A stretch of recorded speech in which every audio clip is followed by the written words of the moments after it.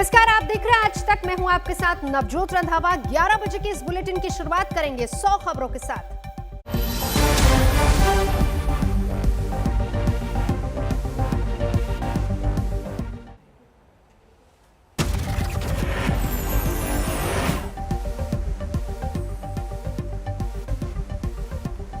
आज पश्चिम बंगाल और असम के दौरे पर जाएंगे प्रधानमंत्री नरेंद्र मोदी। दोनों राज्यों में अलग अलग योजनाओं की आधारशिला रखेंगे पीएम। सुबह करीब 11:45 पर प्रधानमंत्री मोदी असम में 2 अस्पतालों की आधारशिला रखेंगे। सोनितपुर जिले में राज्य के राजमार्गों की अशोक माला कार्यक्रम की शुरुआत करेंगे। पीएम मोदी पश्चिम बंगाल में भी कई कार्यक्रमों में हिस्सा लेंगे। वहां वो तेल, गैस और इंफ्रास्ट्रक्चर से जुड़ी 4700 करोड़ रुपए की 4 परियोजनाओं का शुभारंभ करेंगे। पीएम मोदी शाम को भारत पेट्रोलियम कॉर्पोरेशन लिमिटेड के एलपीजी आयात टर्मिनल का उद्घाटन करेंगे। 1100 करोड़ रुपए की लागत से तैयार हुआ है टर्मिनल। प्रोटोकॉल के तहत बंगाल की सीएम ममता बनर्जी को भी कार्यक्रम का निमंत्रण भेजा गया, लेकिन सूत्रों के मुताबिक ममता बनर्जी इस कार्यक्रम में शामिल नहीं होंगी। कार्यक्रम से पहले हल्दिया में एक जनसभा को संबोधित करेंगे पीएम मोदी। रैली को सफल बनाने में जुटी बीजेपी। पीएम की रैली के लिए देर रात तक चलता रहा तैयारियों का सिलसिला। मंच तैयार करने में जुटे रहे कलाकार। दौरे से पहले पीएम मोदी ने एक के बाद एक कई ट्वीट करके दी अपने दौरे की जानकारी। साथ ही उन्होंने ट्वीट में बताया कि वो राज्य और राष्ट्र को कौन सी सौगात देने वाले हैं। असम में स्वागत की तैयारियां खास। प्रधानमंत्री तैयारियों को देखकर हुए खुश। तैयारियों की कई तस्वीरें उन्होंने अपने ट्विटर के जरिए शेयर भी की। पिछले 16 दिनों में प्रधानमंत्री नरेंद्र मोदी दूसरी बार असम और पश्चिम बंगाल के दौरे पर जा रहे। इससे पहले नेताजी की जयंती पर 23 जनवरी को गए थे बंगाल। पश्चिम बंगाल के नदिया से जेपी नड्डा ने भी बीजेपी परिवर्तन रथ यात्रा की शुरुआत की। कहा, विधानसभा चुनाव में जाएगी ममता सरकार, प्रदेश में खिलेगा कमल। बंगाल की जनता को जगाएंगे, उनको बताएंगे, और मुझे तो लगता है कि अब जगाने की जरूरत नहीं है। बंगाल की जनता जाग चुकी है। 5 चरणों में पूरे बंगाल से गुजरेगी बीजेपी की परिवर्तन यात्रा। 11 फरवरी को कूच बिहार में रथ यात्रा में शामिल होंगे गृह मंत्री अमित शाह। नारे में परिवर्तन रथ यात्रा से पहले मालदा पहुंचे जेपी नड्डा। रोड शो कर पार्टी कार्यकर्ताओं में जोश भरा। मालदा में जेपी नड्डा ने किसानों से की मुलाकात। किसानों के साथ बैठकर खाना खाया। बीजेपी की परिवर्तन यात्रा के जवाब में टीएमसी ने निकाली जन समर्थन यात्रा। बीजेपी पर झूठ बोलने का आरोप लगाया। जेपी नड्डा ने रैली में दीदी पर लगाया बड़ा आरोप। कहा, पश्चिम बंगाल के 70 लाख किसानों की स्थिति देश में बदतर। दीदी ने किसानों के विकास के लिए नहीं किया कोई काम। किसानों को लेकर ममता सरकार पर हमले का टीएमसी ने भी दिया जवाब। सांसद डोला सिंह ने कहा, किसानों को लेकर अपनी जानकारी दुरुस्त करे जेपी नड्डा।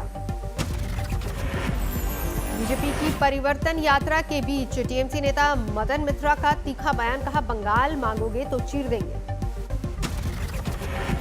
दूध मांगो तो खीर देंगे।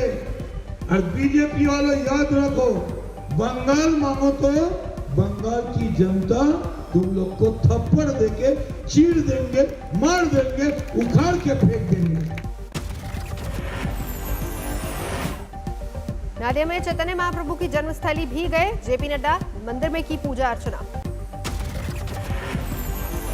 बीजेपी की परिवर्तन रथ यात्रा पर मंत्री स्वप्न देवनाथ का बयान। कहा, मैं सिर्फ पुरी का रथ जानता हूं, ये कौन सा रथ है और ये लोग कब से जगन्नाथ बन गए। हुगली में आमने सामने आए बीजेपी और टीएमसी के कार्यकर्ता। तृणमूल के जय बंगाल नारे के जवाब में बीजेपी कार्यकर्ताओं ने लगाया जय श्री राम का नारा। नारेबाजी के बाद आपस में भिड़े बीजेपी और टीएमसी के समर्थक। पुलिस के दखल के बाद शांत हुआ मामला। पश्चिम बंगाल के उत्तर 24 परगना में दुकान पर बम से हमला। मामले की जांच में जुटी पुलिस।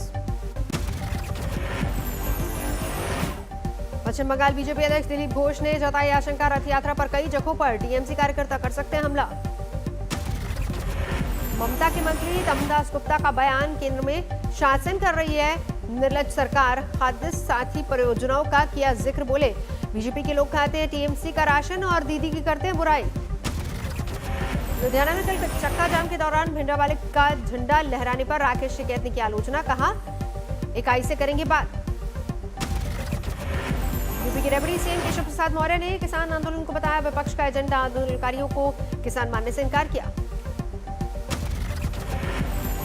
नरेंद्र मोदी जी के विरोध में इस स्तर तक चले जाएंगे यह लोग कि कभी किसान की आड़ लेंगे, कभी सीए की आड़ में बैठेंगे, कभी किसी आड़ में। कोई विरोध के लिए इनके पास मुद्दा नहीं, मुद्दाहीन है। किसान आंदोलन की धार होगी और तेज। आज हरियाणा की महापंचायत में ओंकार भरेंगे राकेश टिकैत। हरियाणा के चरखी दादरी में अब से कुछ ही देर बाद होगी किसानों की महापंचायत। दोपहर 2 बजे भी चरखी दादरी में दूसरी किसान महापंचायत से पहले राकेश टिकैत ने केंद्र सरकार को चेतावनी दी। कहा 2 अक्टूबर तक जारी रहेगा आंदोलन। राकेश टिकैत के सख्त तेवर, बोले हम किसी भी नेता से फोन पर नहीं करना चाहते बात, सरकार से अब बराबरी पर होगी बात।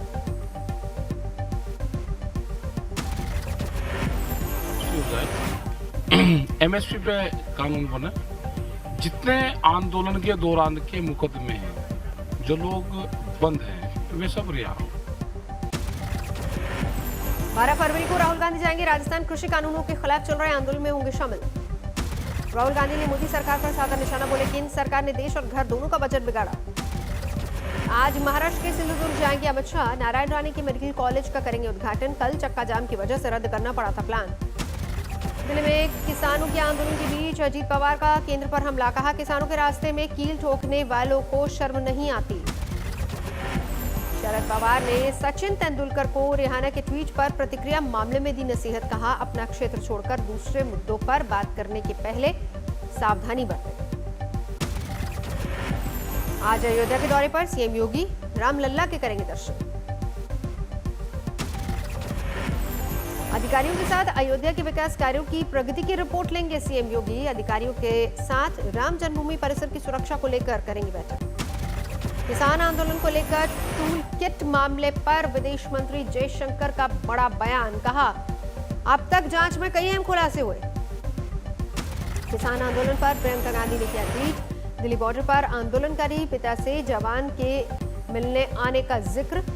लिखा पूंजीपतियों की सरकार इन्हें आतंकवादी, देशद्रोही, षड्यंत्रकारी कहती है, शर्मानी चाहिए। अखिलेश यादव ने केंद्र की उदारीकरण नीति का किया विरोध, दी नसीहत। बीजेपी सरकार अब खुद को भी ठेके पर देकर विश्व भ्रमण पर निकल जाए, उनसे नहीं संभल रहा देश। संयुक्त किसान मोर्चा के 2 नेता निलंबित। किसान नेता हरपाल सिंह संघा और सुरजीत सिंह फूल को संगठन ने किया सस्पेंड। संघा और सुरजीत पर 26 जनवरी को ट्रैक्टर रैली के दौरान रूट से अलग जाने पर हुई कार्रवाई। किसान आंदोलन का आज 74वां दिन। टिकरी समेत दिल्ली से सटे तमाम बॉर्डर्स पर डटे किसान। होशियारपुर में केंद्रीय राज्य मंत्री सोम प्रकाश का घेराव। बीजेपी नेता के घर दूध और गैस सिलेंडर देने पहुंचे थे, सोसाइटी वालों ने किया था बहिष्कार।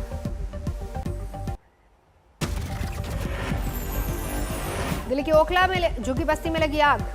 100 से ज्यादा झुग्गियां जली। आग में घिरे करीब 35 लोगों को रेस्क्यू किया गया। आग में फंसे ज्यादातर लोगों को दमकल कर्मियों ने बाहर निकाला। एक बुजुर्ग व्यक्ति अभी तक लापता। रात में जिस वक्त लोग सो रहे थे उस वक्त लगी भीषण आग। कपड़ों की कतरन से भरा गोदाम भी जला। दमकल की 30 गाड़ियों ने आग पर पाया काबू। धुएं के गुब्बार से पटा नजदीकी इलाका, लोगों की बड़ी मुसीबत। देर रात इंदौर जेल से रिहा हुए comedian Munawar Faruqui, Supreme Court ने दी थी अंतरिम जमानत। जेल से रिहा होने पर मुनव्वर फारूकी ने सुप्रीम कोर्ट का जताया शुक्रिया। कहा उन्हें न्याय व्यवस्था पर पूरा भरोसा। महाराष्ट्र के पालघर में अधजली हालत में मिला भारतीय नौसेना का जवान। ज्यादा जलने की वजह से अस्पताल में मौत।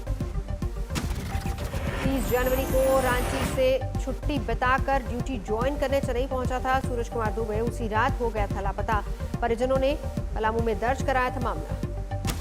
पालघर में नेवी के जवान के शव मिलने पर बीजेपी नेता राम कदम ने महाराष्ट्र सरकार को घेरा। कहा यहाँ न साधु संत सुरक्षित और न ही देश की सेवा करने वाला जवान। लेडी कोबरा कमांडो की पहली यूनिट सीआरपीएफ में आधिकारिक रूप से शामिल। नक्सली इलाके में होगी तैनात। बीकानेर में अमेरिका भारत के बीच सोमवार से युद्धाभ्यास 7 दिनों तक। दोनों देशों की सेनाएं दिखाएंगी दम।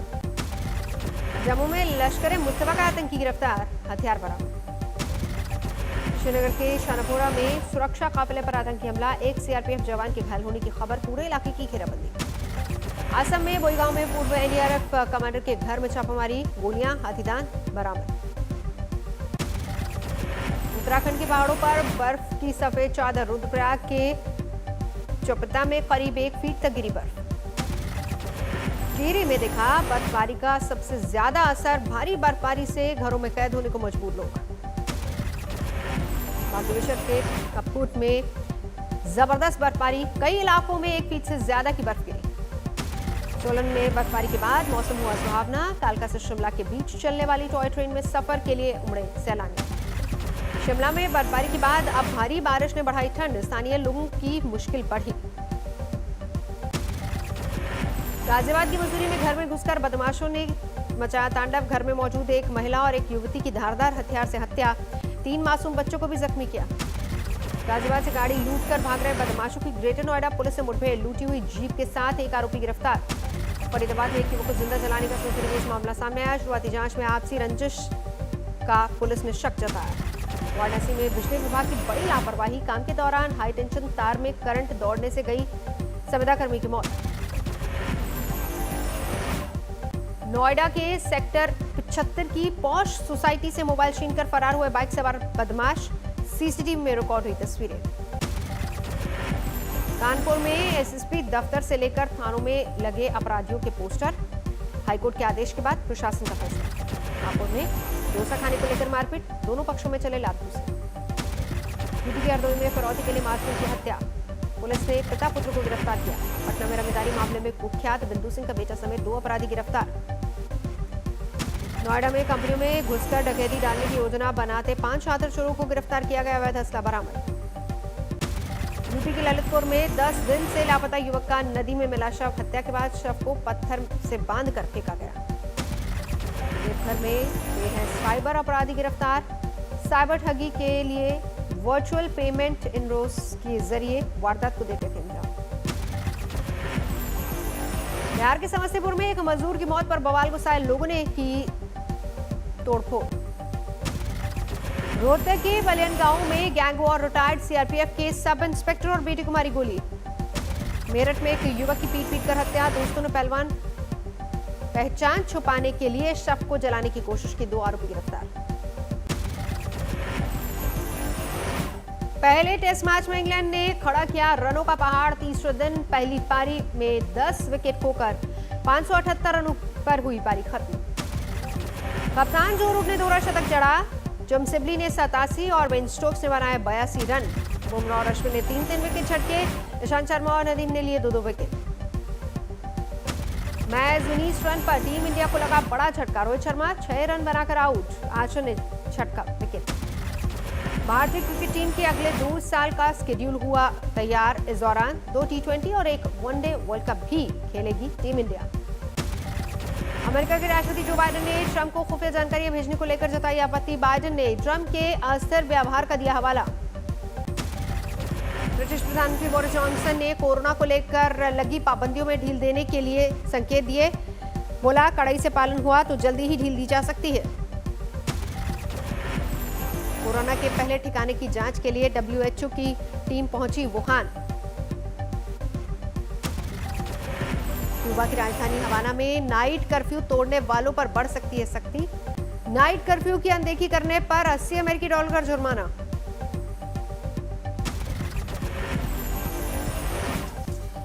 दुनिया में लगातार बढ़ रही है कोरोना के संक्रमितों की संख्या, 10 करोड़ 60 लाख के पार हुआ आंकड़ा।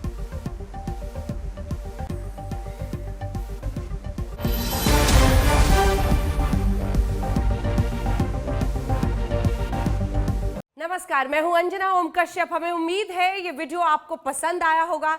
लेटेस्ट खबरों के लिए यूं ही देखते रहिए आज तक, और इस वीडियो के पसंद आने पर लाइक, शेयर एंड सब्सक्राइब करना ना भूलें।